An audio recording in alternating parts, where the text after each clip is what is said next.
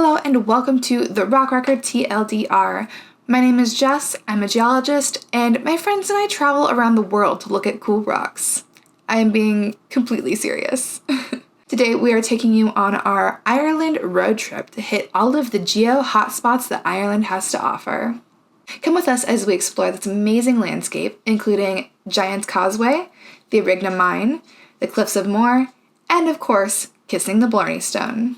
It's time to get our shamrocks off. The first stop on this geo-adventure was of course Giant's Causeway. These perfect hexagons look man-made, but spoiler alert, it's all nature. The basalt columns developed between 50 to 60 million years ago when a flood of lava oozed from fissures in the earth.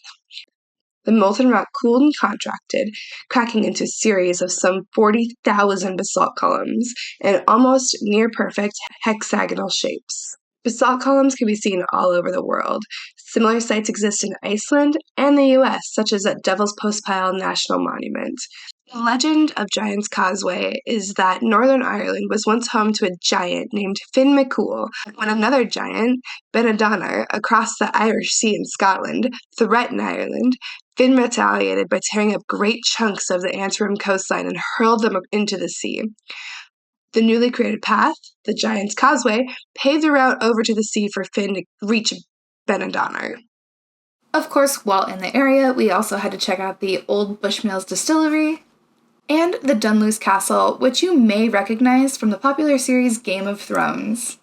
Next up, we're going deep, literally, at the Arigna mining experience. You know it's not a vacation with me without a mine tour, right? You want to go to the cold face, because that's where the money was. And again, us being young, I suppose we thought where all the action was and all the excitement. But something to learn where all the cold dust and the hard work was as well. The Arigna mine was one of Ireland's longest operating coal mines, and the tour gives you a real taste of miner life. Our guide showed us the ropes, or should I say the coal seams? This was a fantastic tour and a little bit off the beaten path, which I really enjoyed, so I highly recommend it. Up next on our geo adventure, we moved on to the Cliffs of Moher. The Cliffs of Moher are arguably one of the most popular tourist attractions in Ireland, welcoming about 1.5 million visitors per year. And I can see why. The cliffs are about 9 miles long and up to 700 feet high, and they're about 300 million years old. They're made of shale and sandstone from the Carboniferous period. The layers that are seen on the cliffs were formed from ancient rivers that carried sediment from eroding mountains to the sea, forming a delta. Over time, this turned into rock, and voila! Cliffs that'll knock your socks off. Or your hat, if you go on a windy day like we did. Last but not least, you know a geologist isn't going to visit Ireland without kissing the most famous stone in the world, the Blarney Stone. The Blarney Stone is part of Blarney Castle, built in 1446. Kissing it supposedly gives you the gift of gab. At one point, people thought it was part of Stonehenge, or at least the same rock type.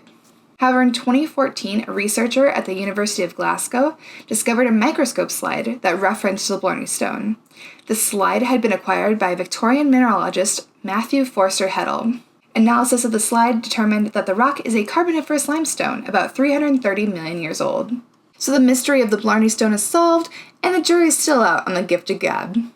All right, we successfully kissed the Blarney Stone. Do you feel the gift of gab coming on, Caitlin? Yes. Do you feel more eloquent? Oh, for sure. If you enjoyed this whirlwind tour of Ireland's geological wonders and want to know more, you can check out the full videos on my Instagram and TikTok. If you liked this video and want to stay updated on more geological road trips, click that like button and subscribe. Until next time, keep on rockin'.